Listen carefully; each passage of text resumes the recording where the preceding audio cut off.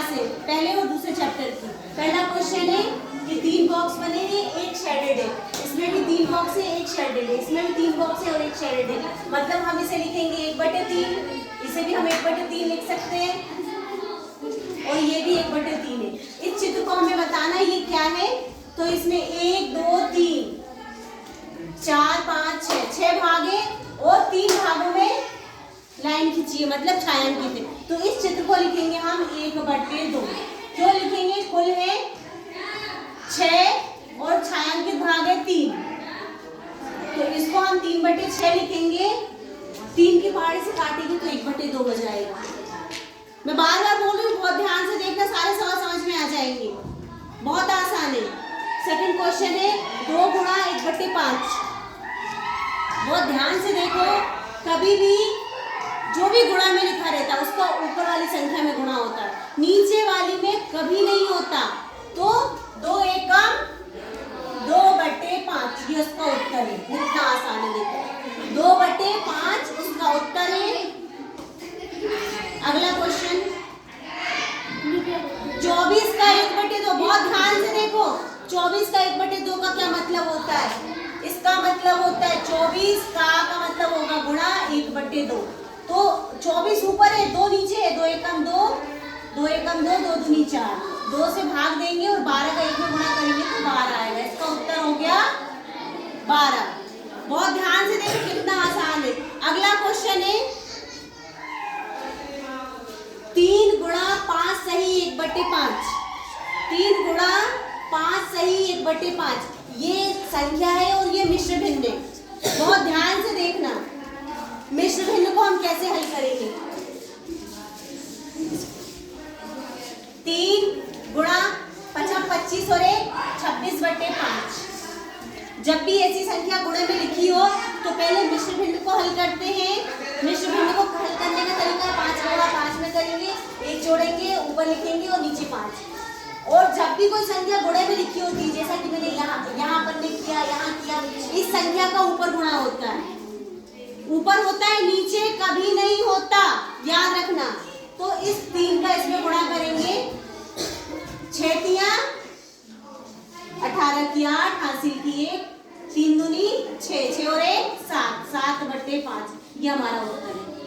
सिर्फ हमें ये ध्यान रखना है, ये जो गुणा हो रहा है ये वाली संख्या ऊपर गुणा होगी और नीचे नीचे लिख देंगे, बस आंसर। अगला क्वेश्चन है 7 गुणा 3/5 मिश्र भिन्न में बदलो।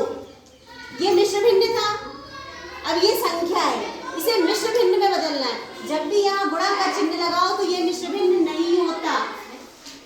इसको मिश्र भिन्न में बदलने के लिए क्या करेंगे? 7 का 3 में गुणा करेंगे, 7 तियां 21, 21/5,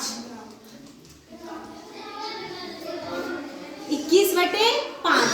अब हम 5 से 21 को भाग देंगे तो कितना आएगा?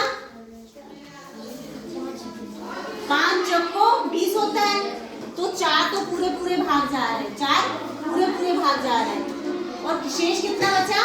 1। तो हम उस 1 को यहाँ लिखेंगे और नीचे 5 लिखेंगे। ये हो गया मिश्र भिन्न, इसे बोलते हैं मिश्र भिन्न। मिश्र भिन्न को कैसे हल करेंगे? 4 पंजे 20 और 1 21, 21/5 ये मिश्र भिन्न है और ये साधारण भिन्न है, याद रखना, इसे बोलते हैं मिश्र भिन्न। इन दोनों का गुणा करते हैं, ये जोड़ते हैं और ऊपर लिखते हैं। हमने भिन्न से मिश्र भिन्न बनाया है, तो जितना पूरा पूरा भाग जाता है उसको सही बोलते हैं। 4 सही 1/5। आज छठी क्लास में मैंने यही पढ़ाया था, छठी वाले बहुत ध्यान से देखेंगे, सबको पढ़ाया था छठी क्लास में मैंने। अब लिखा 1/4 का 1/4, ये भी बहुत ध्यान से देखो।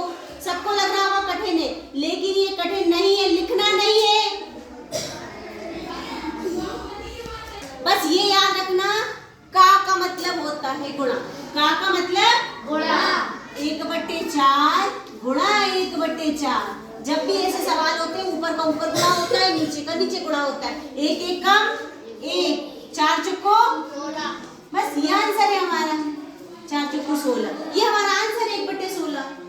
अगला क्वेश्चन 12 भाग 3/4। 12 भाग 3/4, तो हमेशा याद रखना भाग की जगह हम गुणा का चिन्ह लगाएंगे और संख्याओं को पलट देते। आपको याद रखना है क्या करेंगे हम, 12 भाग की जगह गुणा का चिन्ह और संख्या 4 ऊपर और 3 नीचे। 3 से 12 को भाग देंगे, 3 एकम 3, 3 चौको 12, 4 आ गया। अब 4 का गुणा 4 में करेंगे, 4 चौको 16, हमारा उत्तर है 16। देखिए आपको मैं रिवीजन करवा रही हूँ, अगर आपको नहीं समझ में आता इतने सारे सवाल एक साथ तो आप बार बार अभ्यास करिए, बार बार अभ्यास करने से हर चीज आती है। अगला क्वेश्चन है 7/2 भाग 2। अभी मैंने क्या बताया था, 7/2 भाग की जगह गुणा का चिन्ह लगाएंगे, संख्याओं को पलट देंगे। तो इसके नीचे तो कुछ भी नहीं है, हर संख्या के नीचे 1 होता है, हर संख्या के नीचे 1 होता है। तो हम लिखेंगे 1/2, 2 ऊपर था 2 नीचे आ गया। अब ऊपर का ऊपर गुणा, नीचे का नीचे गुणा, 7 एकम 7, 2 दूनी, ये हमारा उत्तर है 7/4। अगला क्वेश्चन है 2/5 भाग 1/2। अभी मैंने क्या बताया था, 2/5 भाग की जगह किसका निशान लगाएंगे, गुणा का। संख्या को क्या करेंगे, पलट देंगे, उल्टा कर देंगे। तो 2 नीचे तो 2 कहाँ जाएगा, ऊपर, 2/1। अब 2 का 2 में गुणा करेंगे तो क्या आएगा, 2 दूनी 5 एकम, बस ये हमारा उत्तर हो गया। अगला क्वेश्चन देखिए 1.3 गुणा 10, 1.3 गुणा 10। तो क्या करेंगे, आप ये दशमलव को भूल जाओ, ठीक है। इस 1 से हम इसमें गुणा करेंगे तो क्या आएगा, और ये 0 है तो यहाँ 0 लगा देंगे। अब कितने अंकों के बाद दशमलव लगा था, 1 अंक के बाद, तो हम यहाँ दशमलव लगा देंगे तो हमारा उत्तर हो जाएगा 13। उत्तर क्या होगा, 13। मैं बार बार बोल रही हूँ, बहुत ध्यान से देखो क्योंकि ये बहुत इंपॉर्टेंट क्वेश्चन है और बहुत आसान है। कार्तिक अगला क्वेश्चन 2 गुणा 0.86। देखने में बहुत कठिन लगता है लेकिन कुछ कठिन नहीं है। दशमलव को भूल जाओ, 2 का गुणा करो 6 में, 6 दूनी 12 की 2 हासिल की 1, 8 दूनी 16, 16 और 1 17। कितने अंकों के बाद दशमलव लगा था, 2 अंकों के बाद। कितने अंकों के बाद, 2। तो हम यहाँ से 1 2 यहाँ दशमलव लगा देंगे, ये हमारा उत्तर हो गया 1.72, 1.72। हमारा क्वेश्चन है ऊपर लिखा है योग -3। हमें 2 ऐसी संख्याएं लेनी है जिसको जोड़ने पे -3 आए। 2 संख्याएं लेनी है जिनको जोड़ने पे क्या आए, -3। तो हमें 2 पूर्णांक संख्याएं लेनी है, एक लेंगे हम -5 और दूसरी हम जोड़ेंगे, इसमें 2 जोड़ देते हैं। -5 में 2 जोड़ेंगे तो क्या होगा, याद रखिए जब एक माइनस की संख्या और एक प्लस की संख्या होती है तो हमेशा घटाते हैं। तो 5 से 2 को घटाएंगे तो क्या आएगा, 3 आएगा। 3 नहीं आएगा, -3 आएगा। क्यों, क्योंकि बड़ी संख्या का चिन्ह लगाते हैं। बड़ी संख्या में क्या चिन्ह है, माइनस। तो हमारा 2 संख्याओं को जोड़ने पर उत्तर आया -3। अगला क्वेश्चन है अंतर शून्य। हमें 2 संख्याएं लेनी है जिनको घटाने पे शून्य आए। तो हम एक संख्या लेंगे 3 और एक घटा देंगे 3। एक संख्या ली हमने 3 और उसमें से घटा दिया 3, तो क्या आएगा उत्तर, 0। इसका उत्तर आएगा 0। अगला क्वेश्चन है -1 गुणा -2 गुणा -3 गुणा 4। 3 बार माइनस है, बहुत ध्यान से देखो। माइनस का नियम होता है, क्या नियम होता है, माइनस का 2 बार गुणा होता है तो वो प्लस बन जाता है, और तीसरी बार फिर गुणा होगा तो क्या बनेगा, माइनस। 2 बार गुणा होने पे क्या बनता है, प्लस, और तीसरी बार में माइनस। तो माइनस समझ गए। अब 4 तिया 12, 12 दूनी 24, 12 दूनी 24 और 24 से कम 24। प्लस का आएगा माइनस का आएगा, माइनस का। क्यों, क्योंकि माइनस माइनस प्लस और फिर माइनस का गुणा किया तो माइनस। 4 तिया 12, 12 दूनी 24, माइनस का 24। अगला क्वेश्चन देखिए, ये क्वेश्चन है, आप ये दशमलव को भूल जाओ। यहाँ पे क्या 1 है, ये 0 0 है, तो हम इस 1 का इस पूरे में गुणा कर देंगे। 1 0 1 0 1, यही है ना। देखो सवाल कितना आसान है कितने अंकों के बाद दशमलव है? 2। यहाँ कितने अंकों के बाद दशमलव है? 2। यहाँ कितने हैं? 2। और यहाँ कुल कितने हो गए? 1 2 3 4। यहाँ दशमलव लगाएंगे 1.0101। ये हमारा उत्तर हो जाएगा। अगला क्वेश्चन है 0.4 भाग 2। सबको कठिन लग रहा होगा, लेकिन ध्यान से देखो 0.4 में हम 2 से भाग देंगे क्योंकि यहाँ दशमलव लगा है। तो इसे इकाई का अंक बनाने के लिए हम यहाँ 0 लगाएंगे। अब ये इकाई का अंक बन गया। यहाँ दशमलव है, हमें यहाँ दशमलव लगाना पड़ेगा, तब जाकर ये इसके बराबर होगा। भाग हम जब ही देते हैं जब संख्याएं बराबर होती हैं। अब हम 2 दूनी 4 0। ये हमारा उत्तर है। ठीक है, ये हमारा आंसर है। अगला क्वेश्चन 4.8 भाग 10। देखिए 4.8 किससे भाग देना है? 10 से, क्योंकि इकाई का अंक है और ये दहाई का अंक है। दहाई है ना, और ये इकाई। तो इकाई के अंक को दहाई का अंक बनाने के लिए हमें 0 लगाना पड़ेगा। एक अंक आगे बढ़ा दिया हमने, अब ये दहाई हो गया। और 10 चौको 40 0 8। फिर हम यहाँ पे 0 लगा सकते हैं। क्यों लगा सकते हैं? क्योंकि दशमलव लिया है। 10 8 80 0 0। ये हमारा आंसर आ गया 0.48। क्या आ गया? 0.4। एक तरीका और है, देखिए 4.8/10 ये है।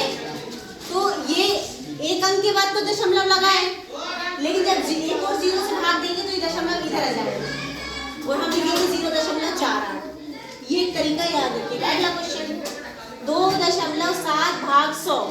अब देखो यहाँ दशमलव है और 2 0 से भाग देंगे हम तो ये 2 अंक के आगे आ जाएगा दशमलव। कैसे? बिना भाग दिए हम इसका उत्तर लिखेंगे। आगे 2 अंक नहीं है तो हम 2 0 लगा देंगे। 0 लगा दिया तो हमने, अब 1 अंक तो ये हो गया और 2 अंक और, तो 1 2 यहाँ दशमलव आएगा। ये हमारा आंसर है। ध्यान से देखना, दशमलव यहाँ है, हम 3 0 से भाग देंगे। जैसे यहाँ 1 0 था तो दशमलव 1 अंक के आगे आ गया था, है ना, इसके आगे आ गया था। अब हम 3 0 से भाग देंगे तो 3 अंकों के आगे आएगा। तो एक तो ये हो जाएगा, आगे 2 0 लगा देंगे। 2 0 और 7 यहाँ दशमलव आएगा। 0.0079। ये आंसर आएगा। बहुत बोलो, ध्यान से देखना। 7.9 में भाग देंगे 1000 का तो उत्तर आएगा 0.0079। क्यों? क्योंकि 3 अंकों के आगे दशमलव चला जाएगा। तो 1 अंक ये और 2 0 लगाएंगे तब तो 3 होगा। ठीक है, 7.9 भाग 1000। तो इसे भाग देने के लिए हम 0.0079 तब भाग जाएगा। ये आंसर आएगा। अगला क्वेश्चन, अब देखिए ये मिश्र भिन्न है। मैंने क्या बोला? ऐसे भाग को हल करने के लिए हमें मिश्र भिन्न को हल करना पड़ता है। ये क्या है? मिश्र भिन्न। आज छठी क्लास में मैंने हिस्से और पूरे बताए थे। ये पूर्ण भाग है और ये अपूर्ण भाग है। 3 पूरे भाग है। इसको कैसे हल करते हैं? सबसे पहले हम सवाल को 5 इतना उतारेंगे, इसको हल करेंगे। 7 तिया 21, 21 में 4 जोड़ेंगे, 21 के बाद 22 23 24 और 25/7। और मैंने आपको क्या बताया था कि भाग की जगह गुणा का चिन्ह लगाएंगे, संख्याएं बदल देंगे। ऊपर 7 नीचे 25। अब ये 5 से ये ऊपर और ये नीचे है। ऊपर नीचे की संख्याओं में भाग होता है। 5 एकम 5 5 25। तो ये आ जाएगा उत्तर 7/5। ये हमारा उत्तर आएगा 7/5। अगला क्वेश्चन, ये कंफ्यूज करने वाले हैं। यहाँ संख्या लिखी थी, इधर भाग मिश्र भिन्न था, इसमें इधर मिश्र भिन्न, इधर संख्या लिखी है। तो इसको कैसे हल करेंगे? ध्यान से देखो। जब इनको हल करेंगे 3 दूनी 6, 6 में 1 जोड़ देंगे 7/2, गुणा भाग की जगह गुणा का चिन्ह लगाएंगे, संख्या को पलट देंगे, उल्टा कर देंगे, तो ये 4 कहाँ जाएगा? नीचे। 1/4 क्या लिखेंगे आप? 1/4। 7 का गुणा 1 में करेंगे 7, 4 का गुणा 2 में करेंगे 4 दूनी 8। अगला -30 भाग 10। देखो -30 भाग मतलब बटे 10, ये 0 से 0 में भाग दिया हमने, -3 उत्तर आया। अगला क्वेश्चन है -49 भाग 49। बहुत आसान है, लेकिन आप लोगों को लग रहा होगा कि कठिन है। 49/49, ये 49 से 49 क्या बचा? माइनस का 1 उत्तर आएगा। 49 का पहाड़ा पढ़ा ना हमने एक बार, फिर 49 का पहाड़ा पढ़ा एक बार, तो क्या आया? बार बार बोला, बहुत ध्यान से देखना। माइनस और माइनस का भी गुणा होता है। माइनस माइनस क्या होता है? प्लस। माइनस का गुणा माइनस में होता है तो प्लस, और 3 का गुणा 1 में करेंगे तो क्या आएगा? 3 एकम 3।